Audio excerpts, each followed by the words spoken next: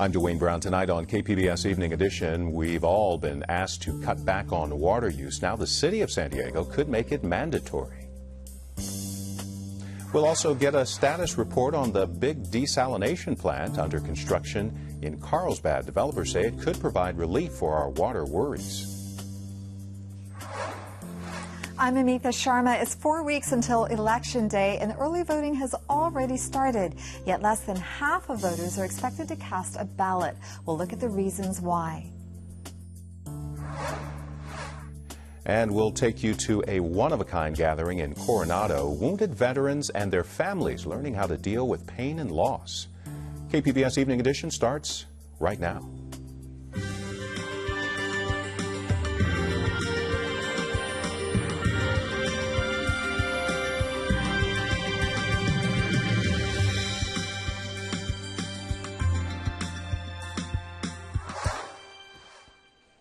Hi, good evening. Thanks for joining us. San Diego could be under mandatory water restrictions starting next month. Today, Mayor Kevin Faulconer recommended moving to drought alert status. KPBS reporter Claire Trageser has been following this latest development.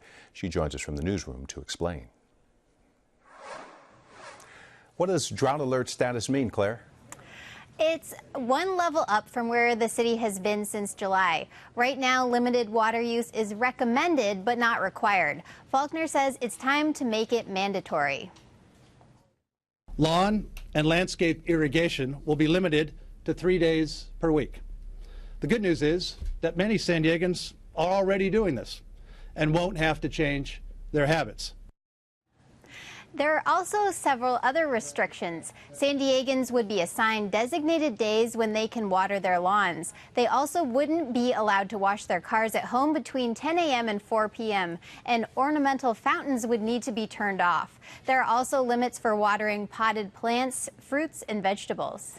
Well, we know folks have done pretty well in terms of conserving water. What happens if you break the rules?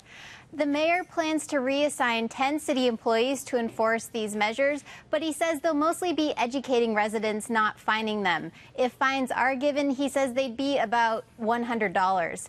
Faulconer says the data shows that San Diegans are already saving water, but the drought conditions mean we still need to conserve more. Looking ahead to 2015, if consistent rains do not materialize, things could go from bad to worse, creating a situation where the state may impose mandatory water allocations. And when might these rules go into effect, Claire? Well, first they have to be approved by the city council, and then if they are, they'd go into effect on November 1st. KPBS reporter Claire Trageser. Now, statewide, we're getting better at conserving. California's water managers say use went down by 11.5% in August compared to last year. Coming up a little later, we'll have a look at some water relief on the way in the North County. City Council's approved a temporary homeless shelter, but they say it's for the last time. Council also voted to find a permanent site for the homeless next year. Today, they authorized $225,000 for the temporary shelter at 16th and Newton downtown.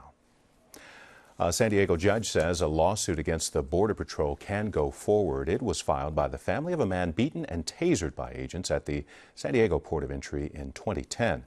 Now, that incident was recorded on a cell phone camera.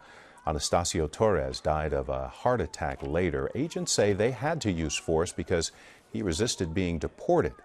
This is one of dozens of cases raising questions about use of force. One watchdog group has recorded more than 30 civilian deaths at the hands of border agents and says the agency's recent move toward more transparency is promising. Courts are always a vehicle of last resort, right? We would want ultimately for the agency itself to police its own and to hold its own agents accountable. Unless a settlement is reached, the case is expected to go to trial next year.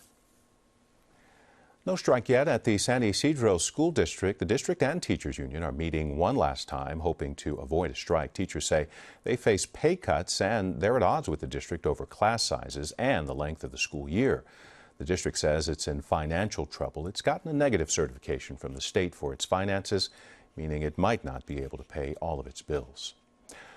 October is Domestic Violence Awareness Month. Peggy Pico looks at a new report showing It's the second most common cause of homicide in the county.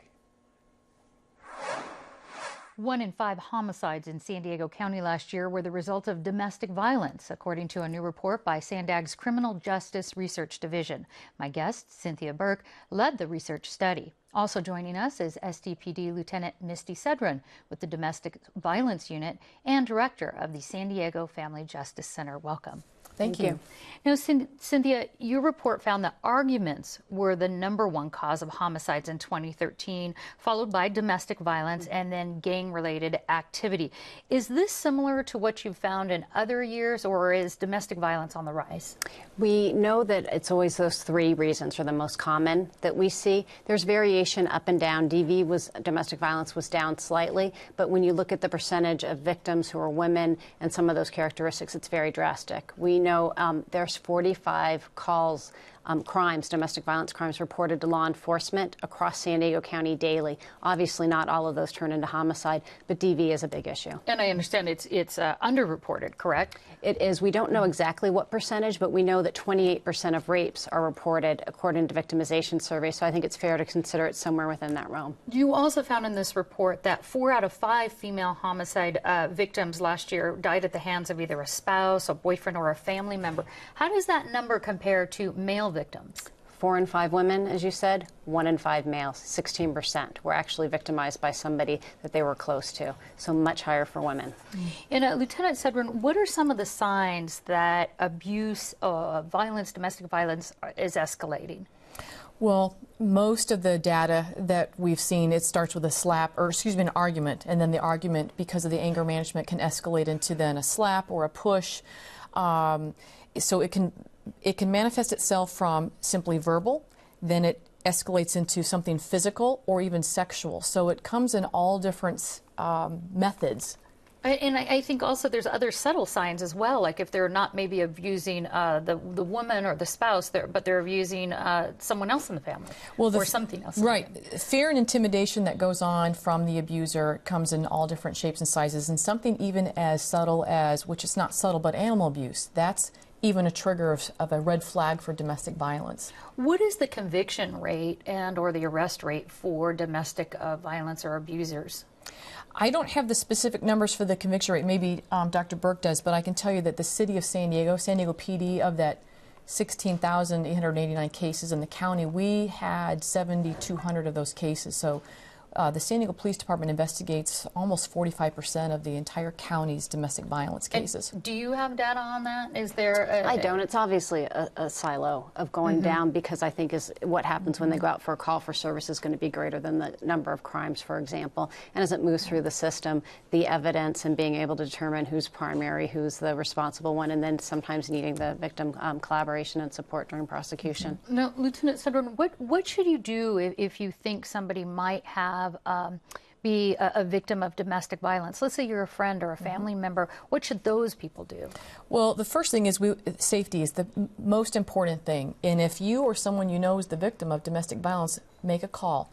If that victim is so afraid because they're paralyzed by fear through either intimidation or socioeconomic isolation, sometimes it takes the help of a friend or family member to intervene to help that victim realize that they are in a dangerous situation and they need to get out.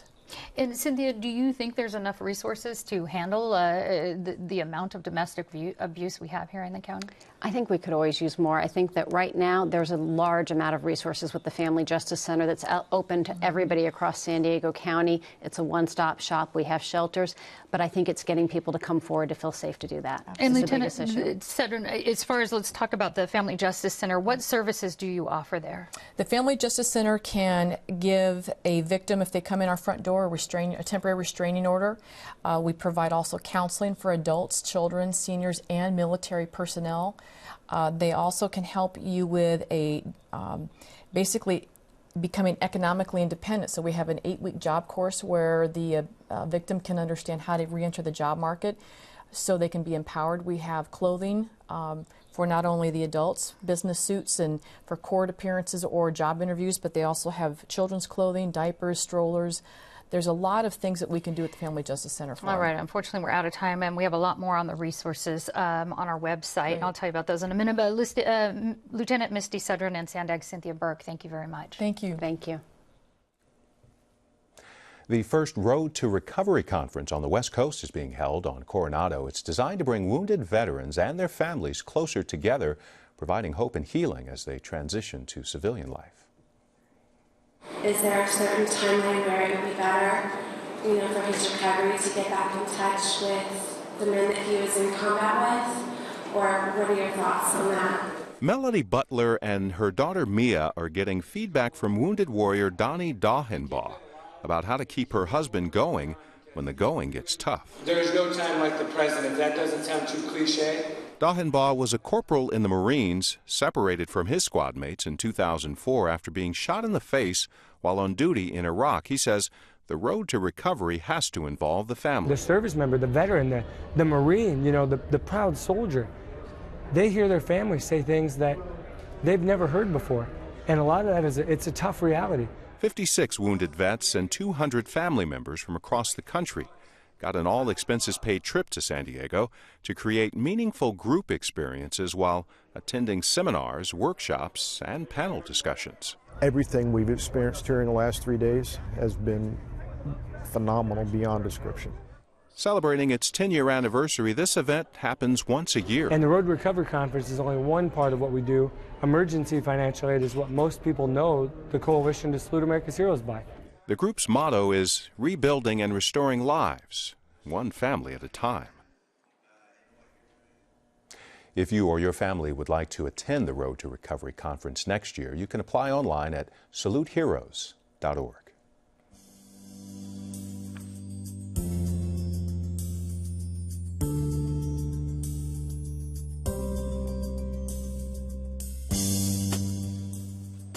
A new report says federal regulators missed opportunities to spot potential problems before faulty steam generators were installed at the San Onofre nuclear plant up north.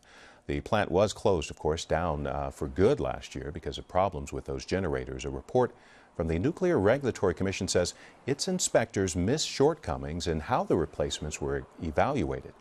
It also raises questions about why plant operators were allowed to put in new equipment without seeking a change in their operating license. Earlier, we told you about the mayor's recommendation for mandatory water conservation in the city. Our water supplies could be seriously tested if a punishing 4-year drought extends through another winter, but there is a bit of relief on the horizon. KPBS reporter Eric Anderson and video journalist Nick McVicker take us to the West Coast's first seawater desalination plant, due to begin making water in about a year.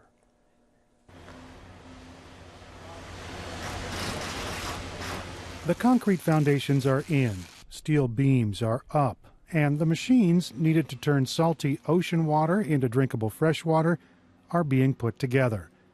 Project manager Chris Stedman says seawater will come from the Encina power station next door. That plant draws salt water from the Agua Hedionda Lagoon. They're taking that seawater from their discharge channel, pumping it up the hill. You can see the pipe, staged on the trench right there.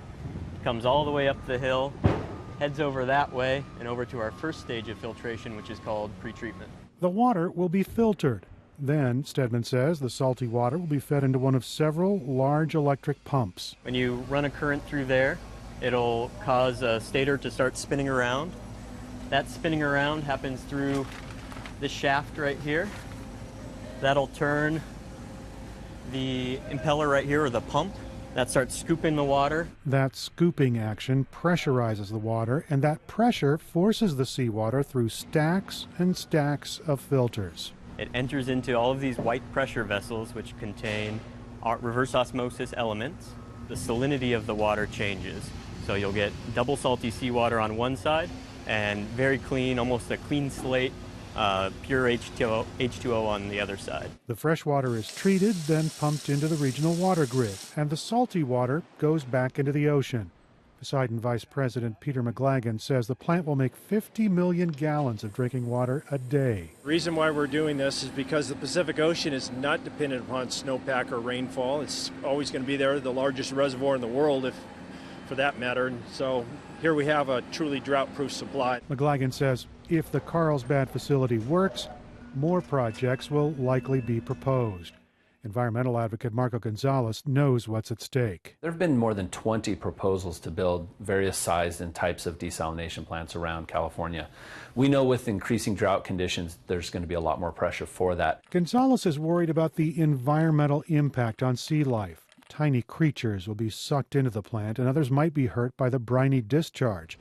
Because it takes a lot of electricity to remove the salt, he's also worried about the cost. It'll be more than 2 times the cost of what we currently pay for imported water out the gate. Now, over time, those numbers will kind of come into parity for imported and produced water at a desal plant. But the big problem we have in Carlsbad is we still don't know how we're going to pay for it. San Diego County water managers say every water user in the county will share in the cost beginning next year. That, even though some water departments, like the city of San Diego, won't actually buy any desalinated water. Their customers will still see higher water costs. And there's a chance that could turn into a flat fee in 2016. Even so, the San Diego County Water Authority's Ken Weinberg says developing new supplies of water remains a key strategy. What we're seeing now in this drought is really the benefits of pursuing that strategy, where you've got local supplies, you've conserved water. We're down 20% from just 2007. We've got recycled water, we've got brackish groundwater. And soon, desalinated water. In fact, there have been talks about a Camp Pendleton desalination plant 3 times the size of the Carlsbad facility.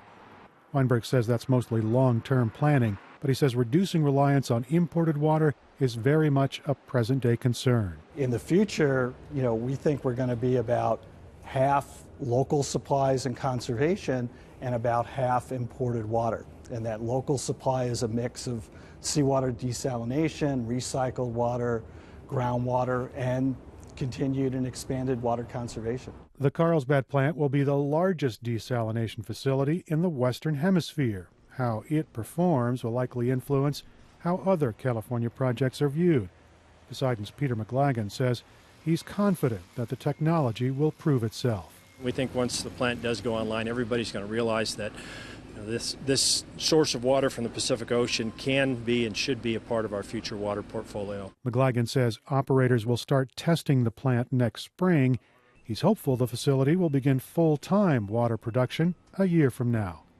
Eric Anderson, KPBS News.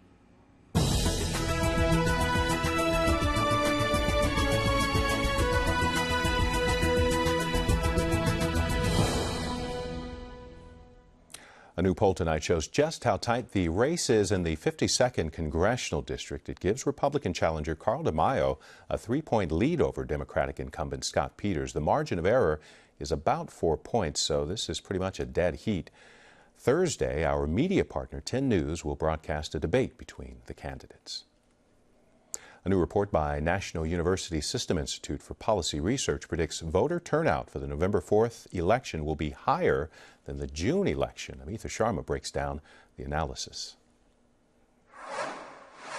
Voting is the cornerstone of democracy, and yet a recent survey of 1,000 voters in low turnout areas in the region showed only a quarter of them knew there was an election next month. Vince Vasquez is the senior policy analyst with the National University System Institute for Policy Research. He joins me now. Vince, only 27% of voters showed up at the polls for the June primary. You expect turnout to be higher in November. Why? Right. So typically, when you make a transition from a primary to a general election, you have a lot more contests on the ballot. You have a longer amount of time where voters can begin to study the issues and study the candidates.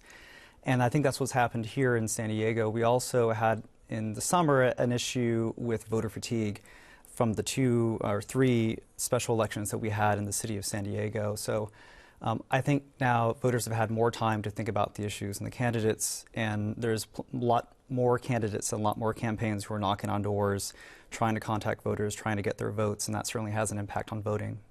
Now, there are 2 former San Diego City Councilmen who are facing off in the 52nd Congressional District race. That's between Democrat Scott Peters, he's the incumbent, and Republican Carl DeMaio, former San Diego City Councilman. How tight is this race? So most political experts and most of the pollsters who've been following this race have called it too close to call.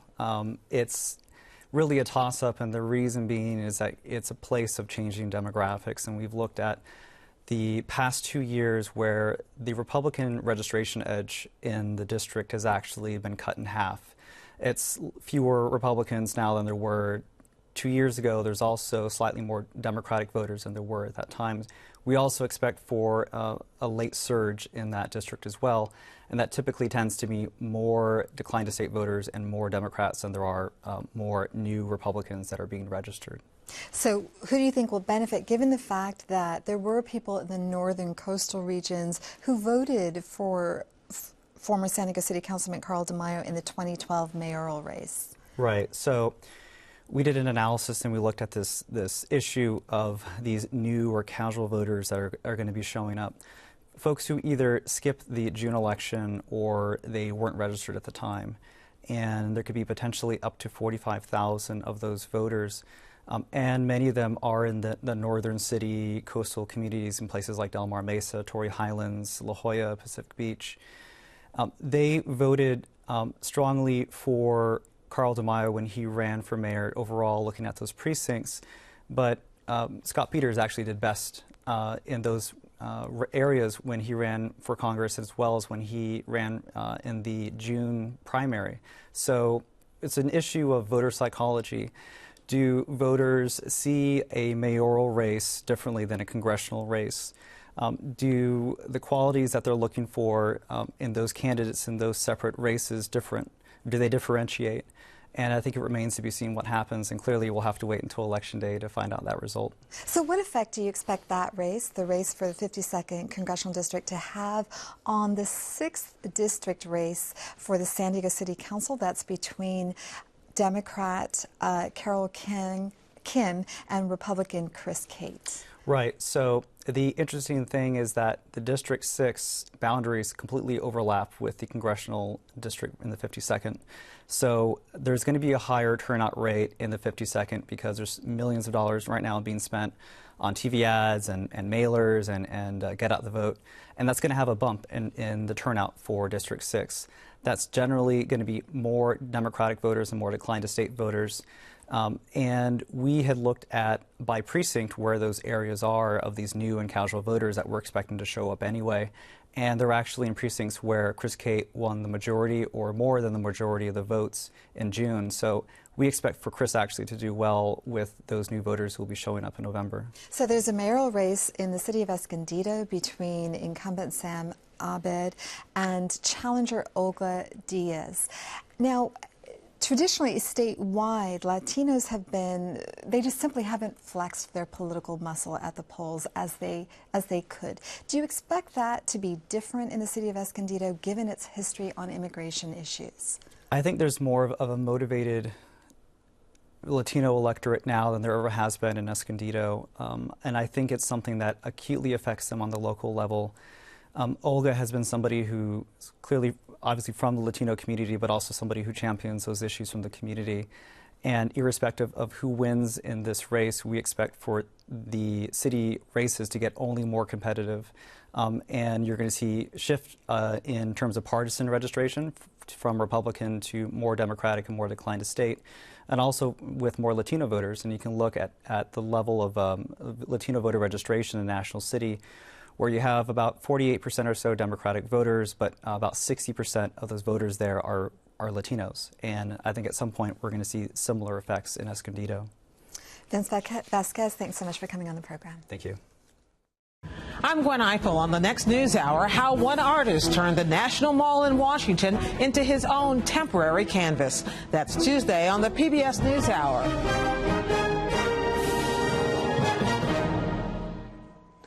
A little bit of cooling in the forecast, upper 70s to low 80s along the coast for the next few days. Low 80s for the inland valleys with a mix of sun and clouds there. Chance of thunderstorms for the mountains tomorrow, clearing by Thursday with temperatures in the 70s. The desert also has a chance of thunderstorms tomorrow. Then it will start getting warmer there as we head toward the weekend. Let's recap some of our top stories tonight. We've all been asked to conserve water. Now San Diego Mayor Kevin Faulconer wants to make it mandatory. He's calling for a drought alert. It would put restrictions on when and how we can use water outdoors.